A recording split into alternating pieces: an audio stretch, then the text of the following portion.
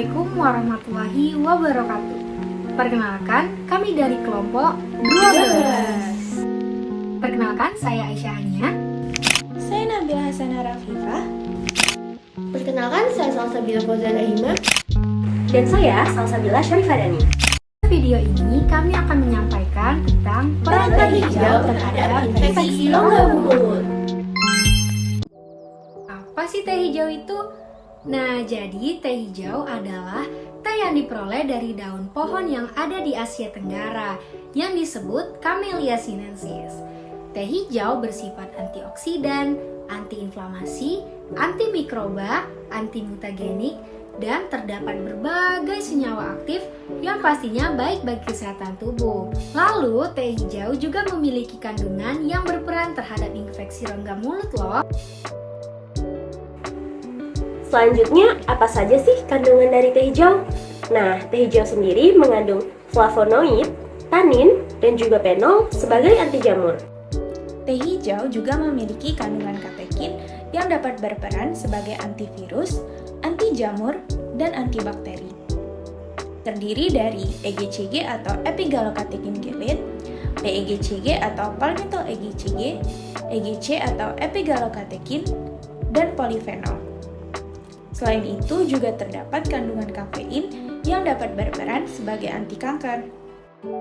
Nah, bagaimana teh hijau berperan sebagai anti jamur? Kandungan katekin pada teh hijau yang terdiri dari EGCG dan polifenol dapat memberikan efek anti jamur karena terbukti mampu menghambat pertumbuhan jamur candida yang dikultur pada Sabarut dextrose agar. Nah, selanjutnya ada apa lagi nih, Ca? Tentunya masih ada lagi dong, Bil. Nah, kandungan teh hijau yang lain adalah flavonoid dan fenol. Kandungan ini dapat mengurangi jumlah koloni pada sampel klinis Candida albicans dari pasien dermatititis nih. Makanya nih, teh hijau digunakan untuk terapi konvensional pengobatan kandidiasis oral. Lalu, bagaimana mekanismenya? Untuk mengetahui kandungan teh hijau dapat memberikan efek anti jamur, maka dilakukan pengukuran zona hambat dengan metode PERT test pada koloni Candida spesies yang diinokulasikan pada Sabarut dextrose agar. Sampel jamur Candida spesies ini didapat dari dorsum lidah 15 volunteer sehat dengan rentang usia 60-80 tahun. Kemudian dibagi menjadi 3 kelompok yang kemudian diinkubasi pada 2 titik waktu berbeda, yaitu selama 24 jam dan 48 jam pada suhu 37 derajat Celcius. Nah, efek anti jamur sudah terlihat pada konsentrasi 25% yang telah diinkubasi selama 24 jam dan menunjukkan peningkatan signifikan secara statistik di zona hambat pada masing-masing konsentrasi. Hasil yang didapat juga menunjukkan bahwa penghambatan maksimumnya terjadi pada konsentrasi 50% ekstrak teh hijau yang diinkubasi selama 48 jam. Kesimpulannya, semakin lama diinkubasi dan semakin tinggi konsentrasi ekstrak teh hijau, maka semakin besar efek anti jamur yang dihasilkan dalam menghambat pertumbuhan Candida spesies, sehingga dapat digunakan untuk terapi alternatif dan pengobatan kandidiasis oral. Selain itu, teh hijau bisa menyebabkan penurunan jumlah koloni pada sampel klinis Candida albicans dari pasien dermatititis nih. Pada penelitian ini, terdapat 22 pasien yang dibagi menjadi 2 kelompok. 11 orang menggunakan kontrol positif yaitu nistatin yang merupakan obat anti jamur dan 11-nya lagi menggunakan ekstrak teh hijau dengan konsentrasi 0,5%. Nah, setelah itu barulah dilakukan pengukuran jumlah koloni. Jumlah koloni diukur sebanyak 2 kali, yaitu antara sebelum dan sesudah diberikan ekstrak teh hijau dan nistatin.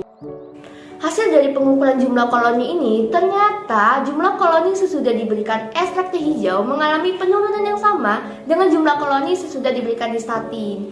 Jadi, antara ekstrak teh hijau dan nistatin itu sama-sama efektif. Nah, jadi teh hijau juga bersifat sebagai antivirus. Kalian harus tahu nih bahwasannya kandungan dari teh hijau yaitu EGCG dan PEGCG dapat berperan sebagai agen antivirus. Kok bisa? Jadi, PEGCG ditemukan dapat menghambat absorpsi herpes simplex virus 1 pada sel vero yang telah terinfeksi. Hal ini berarti PEGCG dapat memberikan pengobatan baru untuk infeksi herpes simplex virus 1. Lalu, gimana sih mekanismenya? Jadi, teh hijau sebagai antivirus ini dapat dibuktikan melalui 2 uji. Yang pertama yaitu uji pembentukan plak. Jadi, pada uji ini terdapat sebuah kontrol negatif berupa sel vero yang terinfeksi virus herpes simplex 1 dan belum menimbulkan efek apapun. Lalu, kontrol ini akan diberikan kandungan dari teh hijau yaitu EGCG dan PEGCG dengan membandingkan PEGCG dan EGCG dengan konsentrasi yang sama yaitu 50 mikromolar. Sehingga didapatkan hasil bahwa pembentukan plak jauh lebih sedikit, bahkan lebih dari 99% dengan menggunakan PEGCG dibandingkan dengan EGCG.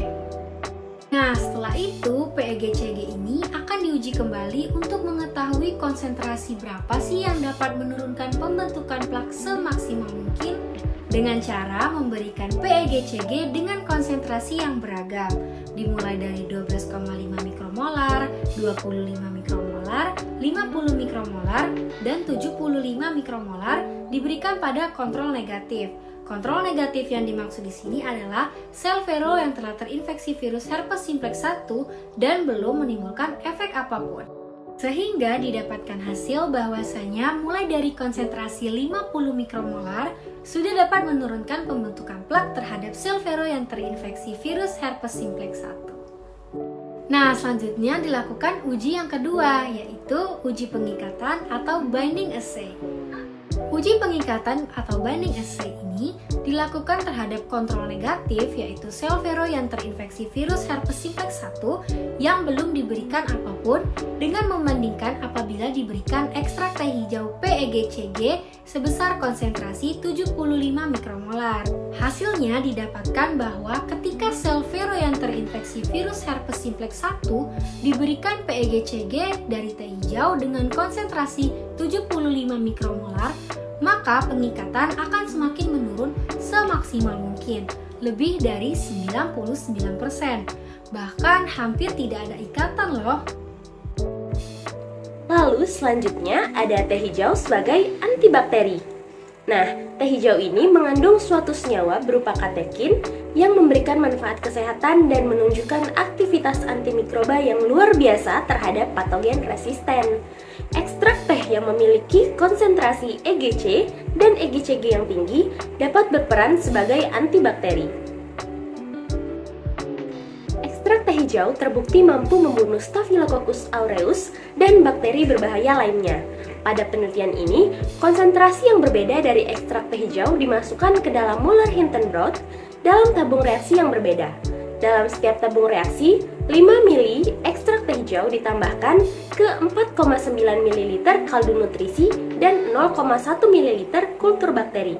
Tabung kontrol yang berisi media pertumbuhan dan bakteri juga disiapkan. Tabung diinkubasi pada suhu 37 derajat Celcius selama 24 jam, kemudian dianalisis berdasarkan kekeruhannya. Berikut hasil dari MIC dan MBC yang didapat pada penelitian ini. MIC sendiri merupakan minimum inhibitory concentration atau konsentrasi terendah bahan antimikroba yang menghambat pertumbuhan mikroorganisme.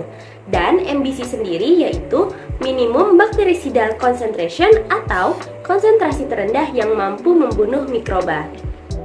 Nah, semakin rendah nilai MIC, maka sensitivitas dari bakteri akan semakin besar. Ekstrak teh hijau terbukti mampu membunuh Staphylococcus aureus sehingga dapat digunakan sebagai antibakteri. Tentunya teh hijau ini memiliki potensi dalam kehidupan sehari-hari loh, yaitu sebagai obat kumur. Nah, salah satu contohnya adalah bisa mengurangi ukuran lesi pada pasien dental stomatitis. Sekian video dari kelompok kami, mohon maaf apabila terdapat kesalahan dan masih banyak kekurangan. Terima kasih sudah menonton. Wassalamualaikum warahmatullahi wabarakatuh. Baby, that's just the way we love, and only in the dark.